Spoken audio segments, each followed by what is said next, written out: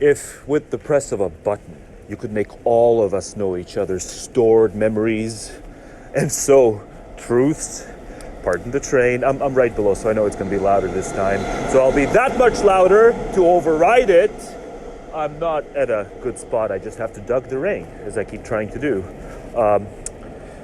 If you could make all of us know each other's stored memories, and so truths about the past, every single human being, hell, extend it to other species to the extent that you believe that they have memories, I'm not so sure. It's a complex question, much more complex than people who think they intuit answers.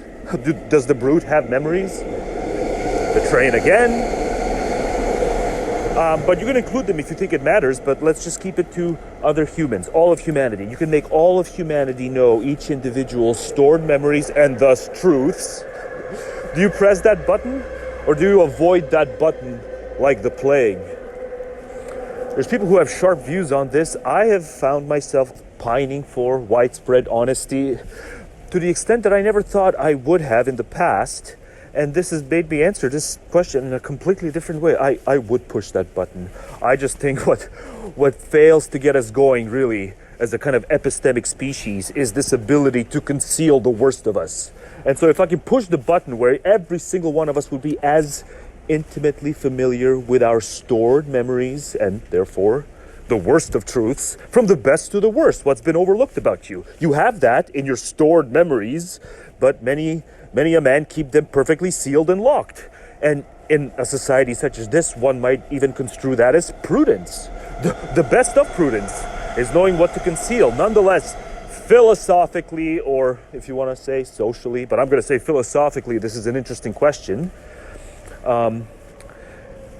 There's a button, you press it, you become as intimately familiar with everyone else's memories as you are with your own. From A to Z, memories, as so far as they're stored. That's why I have a track called AI Stores Memories Now. I'd press one such button. And to the extent that you are inclined to view this question the way I view it, and to land on what I do, that probably will predict the extent to which you'll be interested in all these audios. And this may be a good prompt for the audios, actually. That might actually be a good preface for the audio, so this just might go first. Or it just might go in the middle or last, depending on how much I like it by the time I hear it back. But yeah, there's a button, AI Stores Memories Now. That might be one such button. Another good way of putting it is, would you go that confessional? That's going to be the segment title. Would you go that confessional? Remember, you get to find out the worst things and the best things of everyone else that's currently that you're deprived of. You don't have that knowledge, truly. So many of the best and the worst things about people, even close ones in many cases. You know, even if you think you have these confidants, and you think that you know the worst and best of the people most intimate to you, not necessarily. But AI stores memories now. You vote that it should be public access, right? Because I'm asking, would you be that confessional though? It includes you. You're not absolved from it. You learn everyone's, and everyone learns yours simultaneously. You can just reach into any kind of other person's bucket at any point to start accessing their memories, and they can into yours. So would you go that confessional though? I'm prepared to say I would. And I guess the more awkward this kind of thing sounds, the more imprudent to you this kind of thing sounds, perhaps you're one of the ones that I'm most keen to see what you're so bent up about concealing. That's how I operate. I just so keenly, these privacy absolutists. In terms of policy, it can be argued for on these practical grounds. Does it achieve what it does? That's the extent of my concern. I don't think there's a deep moral story to be told here about some innermost, the sanctuary of agency and private thought. When you would learn so many depraved things about so many people in power that it would just on public grounds alone, I think it would be a net benefit. But I think also in terms of I don't have that much to hide, folks. Bring it on. It'll be awkward, but bring it on. If I get to learn, I'm just so much more keen to learn than I am to, I might unveil too much. I don't care. Unveil me. But would you go that confessional? That's the name of this segment. Thinking about it a bit some more, I guess it is reasonable to decline this because you'd be worried there would just be that much chaos and just that many people who would feel like they've got nothing left to lose, and truly powerful people, as I mentioned before. I'd be equally curious to find out worse kinds of skeletons, whether the person is powerful or not, but in terms of the ricochet effects, yeah, I can understand why someone would choose not to press that button because of all the chaos, and truly enough chaos to lead to even just full-blown collapse. So there's a way to answer this question differently if you are that societal-minded, and admittedly, yes, for all the critiques I have of deep society, as I like to call it, you can get entangled in society, but not in that deep society. But I guess the shallow end and the deep end of society are connected enough. So if the deep end goes, then so does the shallow end. So we don't want full-blown societal collapse. And yeah, you press the skeletons in people's closet button, is what we might also call it. You press that button, and you would have enough powerful people who'd feel like they don't have anything left to lose. And so yeah, it may lead to total collapse of the world, the civilized world. And so yes, okay, that'd be overdoing it. But the answer I was trying to get out initially is, would you decline to do it because of yourself, because you'd feel yourself too confessional? Not all these other reasons as to why there'd be too many people with nothing left to lose, and they'd just, I don't know what they would do. They would deploy, like, I don't know if they got control of the military or something, or kind of the militia people would go nuts. We don't need that. We don't need havoc. We don't need a mutiny and all that sort of stuff. So you can answer differently based on those grounds. But the answer I'm looking for is not that. I'm looking for the answer in terms of, would you be too apprehensive to press the button because you'd have one too many skeletons that you'd be too squeamish about releasing? It would just be too cringy for you. See, with me, as cringy as that would be, I'm just that much more interested in just outing all the liars. There's just too many damn liars. From inconsequential ones, like the ones I have to work alongside. It's just these, let's have everything be comfortable, and let's not discuss interesting things, because then it's just, the more interesting things you discuss, the more people realize that they're harboring lies. So that's just where I'm at. And I guess I can connect all this to the cynicism stuff. I'm on this whole cynicism, asceticism tear. I said certain things about cynicism that I need to correct a bit. It's really the empirical claims they make. They make these empirical claims about it's best to, instead of trying to attain to the maximum of your desires, to just forego all those hassles and just go to the absolute bare minimum, which is what they settled for in Athens. Diogenes, what are some of the other names? They were content with what could be had for free in Athens. Water, lupines, their robes. And so that's kind of what I want to strive towards. But those empirical claims from a hedonic standpoint, the cynics, maybe there are some people who, like, it's actually to the bare minimum, they would hedonically fare better insofar as they just don't have any kind of obligations. They never worked. That was the main characteristics. They were cheerful. They just spent so much of their time jesting about, and they truly felt themselves to be hedonically better off than even if they had like a part-time job. And that's why I feel like a coward. I keep reading more of this stuff and how courageous this seems to me. And I know if I quit my job like tomorrow, the kind of ramifications for me, it would probably mean long-term, I wouldn't be hedonically better off, but nonetheless, I would attain to that independence. And that independence is so admirable, widest sense of independence. It's so admirable, even if it weighs me down somewhat hedonically, but not tragically, but it's just I don't attain to my net hedonic gains as I could if I just keep being employed. But nonetheless, me being employed, it means I don't have this full-blown independence. It's somewhat related to the AI stores memory issues, because I think for me, it's like, even if society does collapse, it might be worth it. Just as it might be worth it to just live in that bare minimum way. Insofar as the climate's warm enough, like I'm at a point now where it's like, I want to try homelessness. It's really paradoxical. I'm being talked into the second mortgage, but on the other hand, I'm contemplating, like, if I'm full-blown unemployed and reach that sense of independence and it leads to homelessness, as far as the climate is warm, like, I think I could handle it. This is a kind of strength that no one really talks about, but it is a kind of strength and a kind of courage. And so I'm just kind of annoyed that it just gets so overlooked. And people screeching the most about freedom. It's just freedom from these few narrow things like governmental interference or higher taxation. But I'm thinking so much more in terms of, like, freedom from compliance.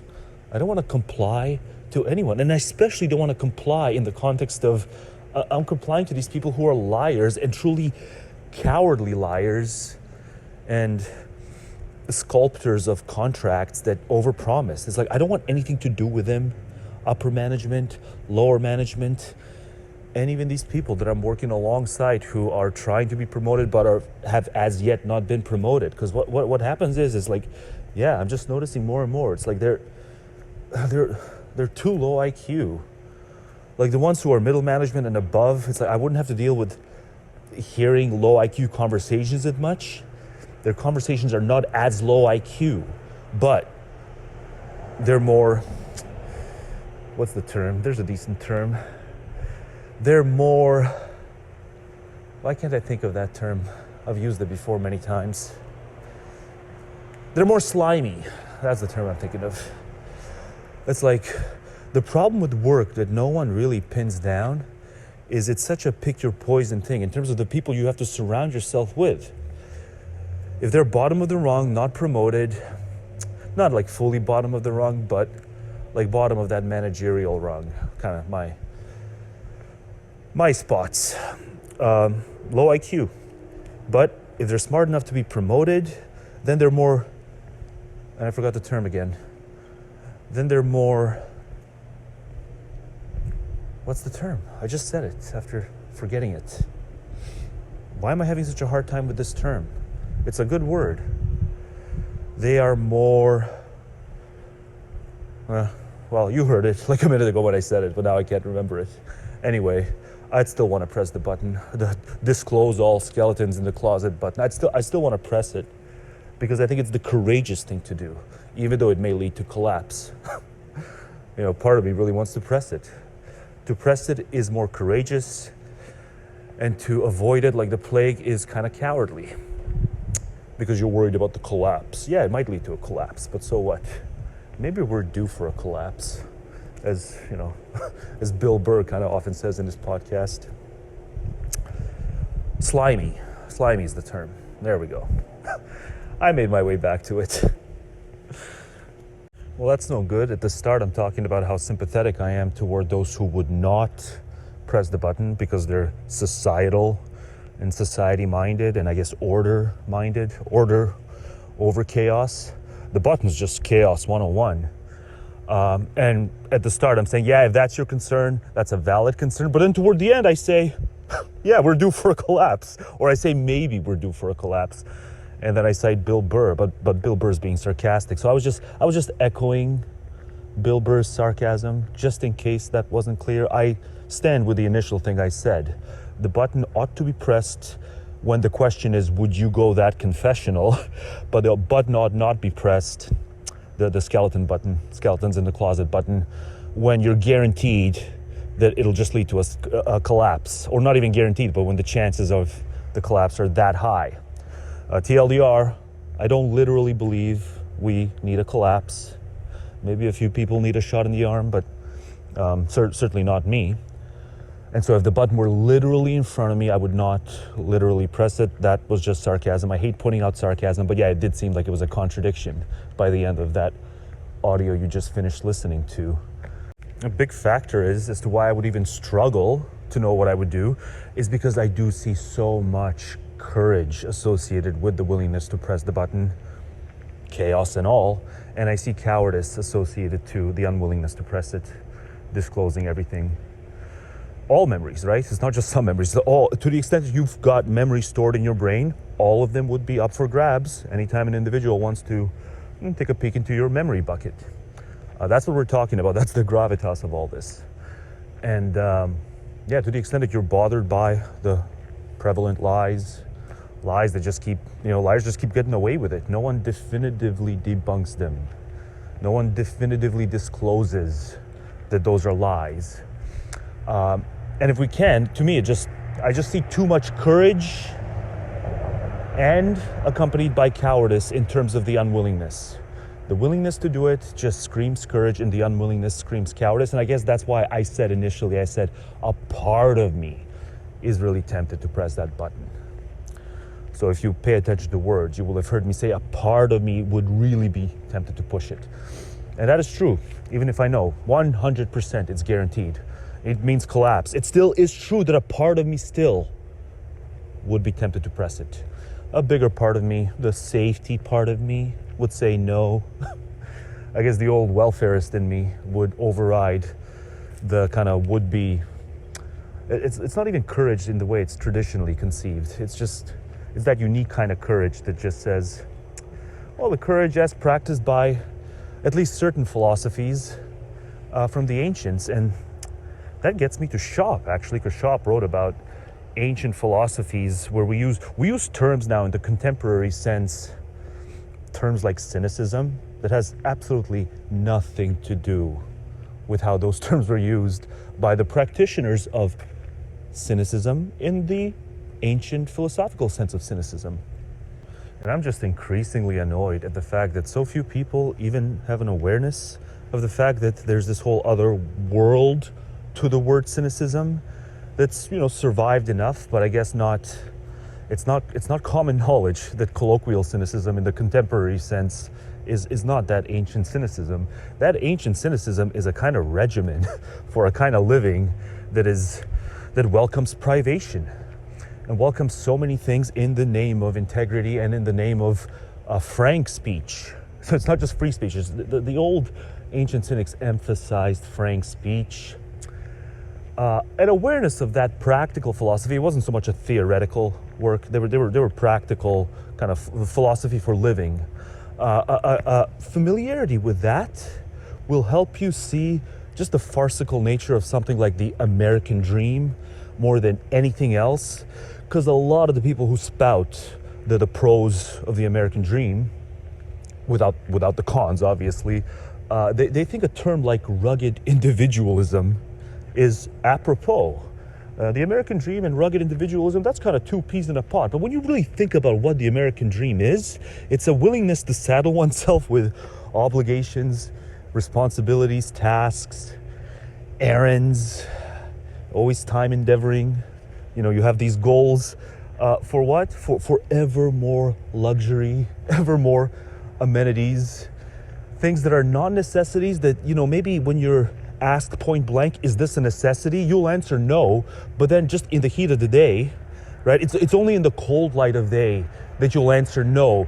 But when you're just wrapped up goal chasing, it's almost as if that achievement for that greater luxury is a necessity per the American dream. But who knows, maybe people would answer it's a necessity no matter what. Certainly those who have bought into it and who actually associate it with terms like rugged individualism, for one, yeah, you absolutely conflate amenities for necessities. And really, it is the furthest thing from ruggedness. The cynics, if there's one philosophy to me that should be a suitable fit for a term like rugged individualism, it is that ancient approach to cynicism. Minimize your obligations and commitments and really contact with society and conventions. They even took it to laws. They wanted laws to not be No one should ever have any reverence for any single law. That's a bit overkill. But in terms of conventions, absolutely. I don't know how much of that chapter I'm going to read because it's got so many quotes. The shop chapter, it's called, on the use of practical reason and stoicism. So that's where he gets into cynicism a lot. I don't know how much of that chapter I'm going to read. There is something that the chapter doesn't get into, so I guess it doesn't matter how much of it I'm going to read. I can get into this somewhat. And that is just the cynic as the norm violator. And that purposeful, deliberate, intentional norm violator where it's yet another way to turn away the will. Because so many of the kind of norm violators, the way us moderns use the term, it's the norm violator doesn't know what he or she is doing. Doesn't have that presence of mind to grasp that they're being awkward. Whereas the way the cynics, that's why I have the track called Cynics Were Wrong on Soap. Like they knew all these things were going to weird people out and creep people out. And yet another way to turn away the will, psychologically speaking, is to take what might be awkward and therefore unbearable and just deliberately violate norm after norm after norm. And through those violations, pardon the noise, through those violations, make it so that your psychology just gains this kind of immunity from people's negative reactions to whether it's your odor or something else. As I understand, Diogenes just urinated and defecated out in public. I guess public defecation was kind of a thing, but they still had their outside toilets. Whereas the way Diogenes and some of the other adherents of cynicism, his underlings, they just didn't, they wouldn't even wait to walk up to the toilet. And it's, yeah, just as you can turn away the will through stuff like the hair shirt, you can always do it. You can also do it through these, just have people view you as repulsive and have you not even mind, because you just do it that often enough. That's another component of philosophical cynicism that Schaub didn't get into in that chapter.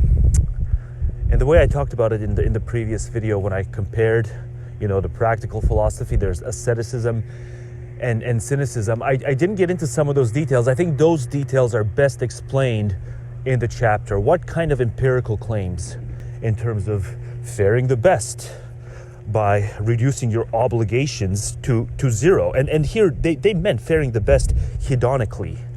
And that's just, you have to have a catch-all term, a catch-all conception of human beings. I'm sure some might fare the best if they just withdraw from all obligations, but not all. And not even me. I'm the type who, if I drastically reduce my obligations, I think I can fare better. And yeah, certainly I can see it. I can just so see it in terms of, the kind of people I'm gonna have to be around at work. It's a pick your poison thing. It's either gonna be these, maybe not low IQ people, but then they're more slimy versus my just unwillingness to be promoted. I'm just seeing these people who are they just come and go. They're less slimy, but nonetheless, the conversations I have to be near and overhear. But I don't want to record it. It would be unethical. I'm not that unethical. See, if I recorded it, then I'd be one of the slimy people. But it's like just the one from earlier in my shift. My birthday is, and then insert date. And then the other colleague who they're talking to, it's like, no way, my nephew's birthday is on that day. And they're laughing it up, talking about these things. Like it's amusing to them that their birthday is whatever date, and then the other one's like, oh, that's my nephew's birthday. And that's like a amusing point in the conversation that gets them to chuckle out loud. It's like, I shouldn't be sitting through that. I shouldn't be overhearing so much of what I have to overhear. It's either getting objectively worse, or it's about the same as it's always been in terms of just how low quality those conversations are. It's either getting objectively worse, or it seems worse just because I'm more polished psychologically and I have these high expectations of myself, and I guess the world comes along for the ride. I don't know which one it is. It's hard to know. Yeah, maybe I just have ever higher standards, and so the typical person's conversation is just more unbearable to overhear. It just intrudes on my thought process. My thought process is so precious to me. It's where I kind of carve out some of these ideas for these audios, and so I just, in a way, I envy these cynics who they didn't even use soap. They reeked, they defecated, but like they had that pure independence that I don't have. I want the kind of life. I don't even care if there's grueling tasks at work. I care about the getting out of bed when I still want to stay at home and sleep. That's what I care about. I care about the horrible commute. And then the worst thing about work is just having to overhear conversations that are just too low IQ. And so I can say I'm jelly of the cynics. I'm envious of the cynics in the philosophical sense. But then I also use cynics in the colloquial sense. You know, that kind of the way it's distinguished from ascetics, both in the philosophical and colloquial sense. The ascetic is best known for his humility, whereas the cynic, what marks him out the most is that pride and scorn. God, Shaw put it really well in that chapter. He said, they fled from pleasures as snares, after which they were given over to pain, had they not fled from them. And by doing so, they can justly scorn happiness and its caprices. That's how he put it. But it's really good. Fleeing from pleasures as snares, after which you're given over to pain. But just a bit more on gripes about the colleagues and having to listen to things I'd rather not listen to. It's not that I'm that spoiled and that I can't handle it for the first hour, the second hour, even the third and fourth hour. It's when they just can't stop with the mundane remarks and the enthusiasm over nothing. And I'm in that seventh, I don't know. I just can't believe that it's not a common complaint, especially among people who have my interests, but who still have to work and do something else and have to be around the kind of people. It's just the biggest disclaimers in terms of before you even get into philosophy, whether it's just to study it as a hobby or to actually major in it, the biggest kind of warning, disclaimer, caution, it should be like, this is going to make you view people as just absolutely being insufferable. Their conversation, it's going to make you view their conversations as absolutely insufferable. The more high resolution of a view you have of what is actually worth discussing and meaningful, like everything else is just going to seem even that much more meaningless, what people find enthusiasm in. And yet I never hear philosophers complain about just how the aphilosophical people, and there are aphilosophical people, like the moment you jump into a subject that you'd think once you articulate it well enough, it's going to rouse their interest, whereas they're just that blank canvas, they're just that deer in the headlights look. It's just amazing to me that philosophers never complain about how frustrating it is to deal with people who are not interested in what they need to be interested in. I think that I've had so many frustrations over the years being bounded by their limitations that I don't know. I don't want to say I have any regrets about having gone down as far as I did in the philosophical rabbit hole, but Jesus, and it's like if English is their second language, I'm not that rough on them, but for those who grew up speaking English, they're born, bred here, and yet it's like I'm speaking a different language when I get philosophical, and I know to keep it in that kind of freshman presentation. I know not to present whatever I'm talking about in as complicated a way as some writers do. And yet it's just, they're too much of a blank canvas and they can't get going. And so sometimes I just think like, am I the asshole for having that expectation? Is this typical mind fallacy or is this perfectly justified? Because I get to thinking, there's people who, when they talk about advanced mathematics, advanced calculus, all these elongated mathematical formulas, I think this is stuff that even if I poured all my mental energies into trying to grasp, mathematics at the most advanced level, or even less than the most advanced level. Because I remember I just started struggling with math more and more by grade 10, 11, just like high school math. I was just struggling, and I stopped trying, in part because it was going to take too much time for me to maintain a decent enough grade. So like, no, it wasn't worth it. And so the reason it relates to my frustration with people who just can't get off the ground in terms of realizing that the best conversations that can be had are philosophical conversations, is I start thinking like, is this typical mind fallacy? Is this how some narrow-minded mathematician would feel about me if all he wants to do is talk about not just why it's good to grasp this for its own sake, but then sometimes they start talking about the beauty of mathematics. Once you truly grasp this, they use words like beautiful, and they use other words, and you listen to Neil deGrasse get gushy over science. It applies to him as well. It's not just that you learn stuff, but also you perceive it well. And yet all those topics, like if I were in the vicinity of those people and then I had to contribute something, kind of the STEM topics, maybe I would be in hot water with them, because I wouldn't be able to contribute the way people can contribute philosophically when I'm trying to discuss something meaningful with them.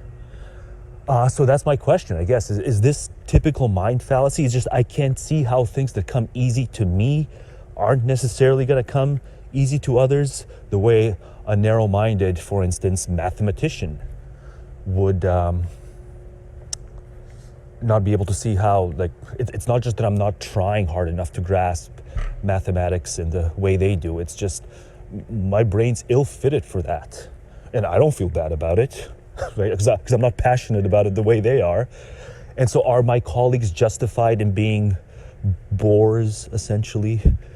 I'll use these terms, bores and Philistines. I use a lot of these derogatory terms, but would it be justified for a Nobel laureate, some sort of mover and shaker, some sort of revolutionary, or even just a typical person who grasps it at that, PhD level, something in STEM that I can't? And I'm pretty sure I wouldn't, even if I devoted like all my mental energies to learning it, right? Is there a difference when it's something that is philosophical versus something else that's a kind of mastery or a specialty? See, with me, I just think there's something more accessible philosophically, such that no, if I put a gun to my head, like, I don't think I'm being narrow-minded the way the STEM type person or the math type person, whatever example we want to use, would be in terms of like dismissing me. So do you agree with that or not? I'm interested to hear. I briefly referenced Neil deGrasse. I just want to say I should have summarized. I thought about it and then my mind moved on, but I thought about it. I should have summarized how when Neil deGrasse Tyson gets gushy over science, and how he tells us that if we learn more about science, that's good for us. In the round sense of good, science is good for us. Doesn't ask questions about, well, how much time is kid X gonna need to grasp what I'm telling them they need to grasp versus how much is kid Y? Are there massive temporal differences here in what's necessary for each pupil? We're never really gonna touch on that issue in terms of maybe encouraging alongside discouraging proportionately based on anticipated time.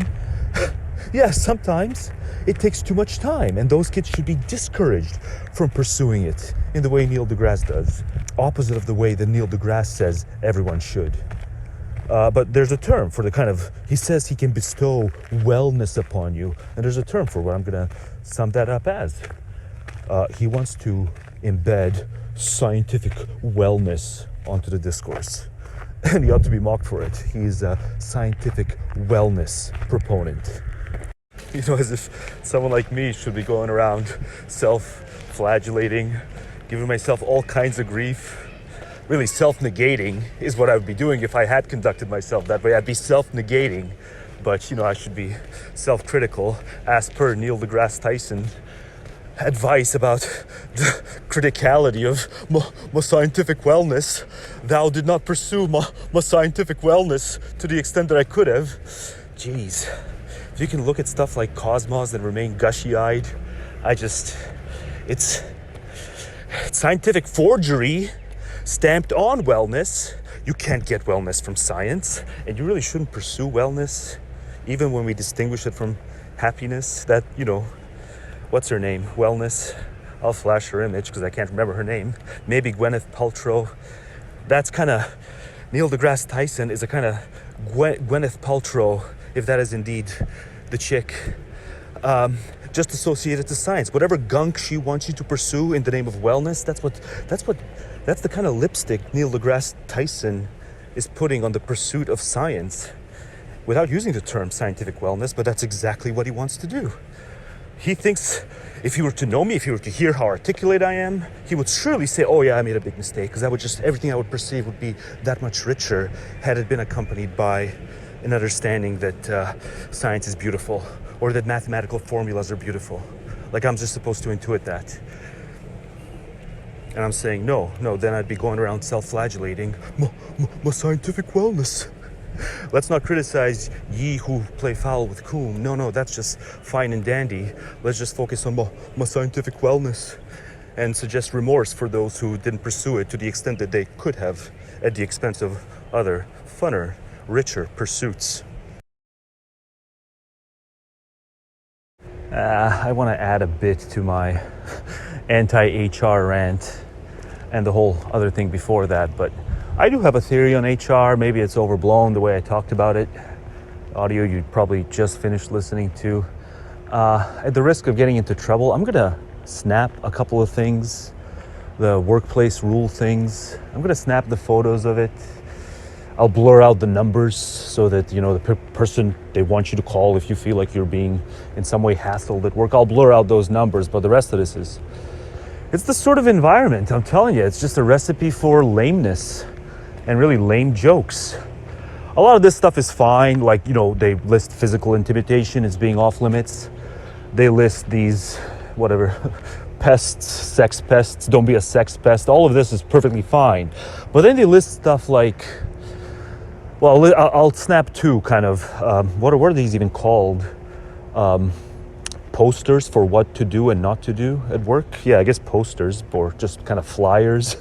I'll snap two of those because I just see them almost every single time I go out for coffee. I try not to focus on this sort of things, and I don't. I notice it months after it gets posted up, but yeah, this is the kind of environment, just to give you a rough idea.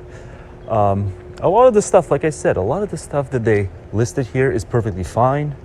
At the top of that list, physical intimidation.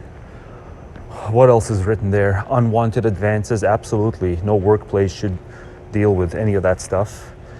They even said persistent, I think, but really it should even a one-off. You don't do that stuff at work. But then they list something like, insensitive jokes. How do you think that you're going to be able to maintain with anyone who's the least bit based, you're going to not just put them off when you list something like insensitive jokes have no place at the workplace?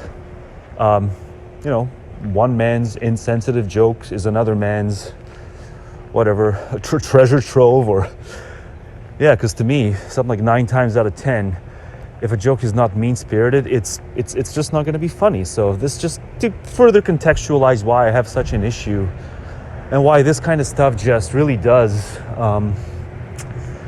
drag down not just from a standpoint of humor, but even from the standpoint of, we want to discuss risque subject matter, and we really can't, because it is assumed.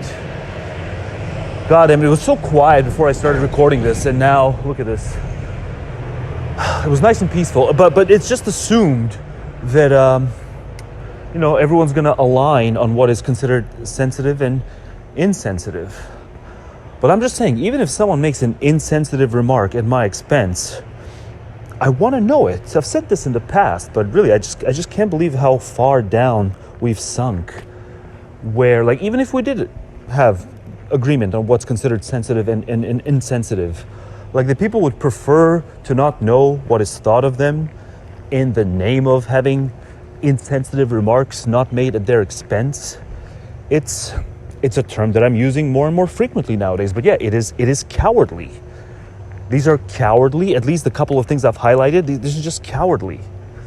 And yeah, that's the evidence. I may get in trouble for this if anyone if anyone from Hydro sees this, that I'm taking photos of the do's and don'ts flyers at the workplace and kind of posting them on the internet and soliciting the scorn of others. I'm not just content with my own scorn and anti-cowardice screeds. I kind of want to bond with fellow internet people. Just how much of a leash. The leash is just getting more leashy. The straitjacket seems to be tightening. And I can't deal with it. I can't put up with it. I have to drop down to 2 weeks, to 2 days per week. I can't do this 4 days a week. I can't put up with people who don't see just how, from that the widest of all angles, that this is just a coddling. And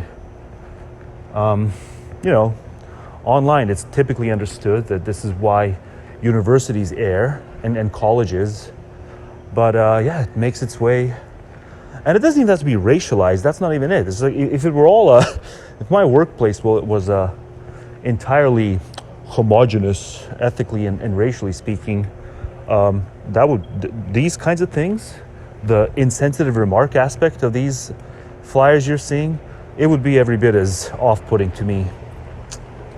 I'm not in it in terms of my opposition to it because of some white grievance narrative. Even though it just so happens to be the case that, I, based on hearsay, I'm not there for it, but it's not typically, whites who, it's not the case that whites never go to HR to complain, but, far more often than not, it's based on what I'm hearing, complaints are made by non-whites. Non-whites, I think, do kind of bolster HR more so, but anyway, I don't need to turn it about this because it is officially speaking, it is a colorblind complaint. This complaint works perfectly well in an entirely colorblind context, but I'm not going to pretend that the hearsay isn't what it is, and that is, whites don't go to HR as often as non-whites. But all of this is moot anyway because, at least on the proggy view of race, this is all just non-category. The racial category is actually a non-category. Racial anti-realism. So on that lens, I can't be accused of turning this into something other than a colorblind thing anyway. Something like that. I did say hydro almost underneath my breath at some point. I did say hydro, and maybe I should also, just as I'm going to blurt out the numbers for the posters, I should also blurt out the word hydro, just as I should every time I'm saying it now. But on second thought, if someone were petty enough to want to sabotage me, they can't really do it with these posters, because these posters are publicly accessible on the Hydro site. So it's not like I'm breaching some sort of confidentiality thing by literally taking photos of the posters. Why do I keep calling them posters? They're not leaflets. They're just these, I guess flyers is what I keep calling them. The workplace do's and don'ts. This is also available on the Hydro site. So you can't get to me if you're petty enough to think about sabotaging me. You can't get to me that way. Really, if anyone wanted to get to me, they can just do it by, certainly at work, they can just, because they've asked, so what is it that you do online? And I'm kind of hush-hush, certainly I won't disclose the channel name. But if they really wanted to know, I think AI is advanced to the point where all anyone has to do is just record a bit of my voice and utilize some tool that can track down everywhere online that my voice exists, and hence find my channel that way. And maybe they have, because I just don't know. There's these smirks and snickers whenever my online activities are brought up. So they just might know what I do online because they've utilized one such tool. But in terms of being sabotaged, maybe this is my subconscious way of self-sabotaging. See, I don't have quite enough guts to actually ask to go down to 2 days, but maybe that's why I'm almost asking to be terminated by taking these photos and complaining that much about the Hydro standards. This is maybe just a subconscious way of me, just wanting to be done. Just wanting to be done at work, knowing that it's in my long-term best interest, but just not being able to pull that trigger And so wanting to have the trigger pulled by someone else, it's just, I know that the posters themselves won't do it, because you can access these through the Hydra web anyway. I just need to come up with a seemingly accidental way to get fired, to get terminated, so that I can't really blame myself too much for it. But yeah, this is a kind of termination edging that I'm doing with some of these long-winded complaints that, yeah, there's no shortage of in terms of work. Just essentially signaling that there's things I am willing to comply to in terms of professionalism, and then there's things that I'm not. And this insensitive joke stuff, it just rubs me the wrong way so much for so many different reasons. And it's an easy sell too, but no one's really, when I launched on these rants to some extent at work, and I just don't get the sense that it can be sold the way it can be sold to the typical online crowd. But yeah, I mean, if you're uploading stuff on the internet and you're under a pseudonym, and you think because you're under a pseudonym you're covered, I'm pretty sure that AI is advanced to the point now where if anyone just wants to track you down online, if it's your actual voice, they can just take a sample of your voice by recording you without your permission. And I'm sure there's one or another kinds of tools where, to the extent that your voice exists in its raw form online, it can be traced. So they're a bit of a cautionary tale. But maybe you're like me. Maybe you want to get terminated, but you just don't have quite the guts to ask for it and pull the trigger. So you're doing it in these edging. I'm termination edging here. But I'm also just having fun. So I hope you're having fun listening to it back. Sure, let me just make a habit out of closing out videos with jogs, or maybe even opening videos with jogs. This one's gonna be a closer. It's August 9th. I was supposed to upload this damn video. It's August 9th, I've had to push it to August 10th. I guess I am frustrated. I kind of postured in the community post in which I posted my last video. I postured there, it's like, oh, I don't care that I'm delayed. And then even at the beginning of this video, I said, I'm gonna take it easy, don't sacrifice anything. But God damn it, my psyche still gripped me enough. It gripped the better of me that I'm so pissed off that I didn't end up uploading this video today that I'm gonna have to wait yet another day. I had it finished by last Thursday, 99%. And then that last 1%, I just can't freaking clinch the process. I despise coming up with thumbs, but I think I've got something good in store in terms of the thumb. This is just a retrospective on the part where mid-video somewhere, on the part where I say, I don't know what the point is of pointing out the Hogan thing that I did at a point in that video where I didn't even know that wrestling was gonna be in any way related, as a second half to that video, where I'm dealing with the dry stuff. And then I'm pointing out, I don't know why I've really felt the need to announce to the world that video, in fact, was not meant to have anything wrestling related in it. I don't know what the point is. Now I know. This is a complaint. I needed to blaze to realize that that's really a complaint. And that complaint is wrestling has settled. Certain things about wrestling have settled into my mind, and they're not going out. Had I not known of wrestling, I would have never said, what you gonna do? I block out the fact that wrestling has inserted itself rhetorically into my mind to the point where I can make these, I don't know why I'm even leaving this. I don't know what the point of that is. The point of that recording, where I'm flashing to the philosophy and to Hogan in the armbar, the point of that gripe was that obviously I'm complaining. I don't want wrestling to have settled itself as a lifelong thing into my psyche. I was smitten by wrestling during that adolescent, early pre-adolescent period, and I deserve better than that now. But wrestling cares not for that, nor does the world at large care at all for that, for how to take advantage of impressionable minds at critical periods for the purposes of commerce. No, that's mind pollution. The fact that I said something like, what you gonna do, in the middle of a dry philosophy video, that's the result of mind pollution. If you think about it critically enough, You take away the will for a few seconds, you'll see that it's mind pollution is the best summary of it. Wrestling gets a hold of you early on, just like a lot of these other things. They get a hold of you early on. Whew, that's gonna lead to lifelong mind pollution. But yeah, this is August 9th, and maybe I'll just insert this as the closer to the video when I upload it tomorrow, when I find a serviceable enough thumbnail, or have a special someone created for me, because I'm too lazy to, and they're too good of a friend, and more.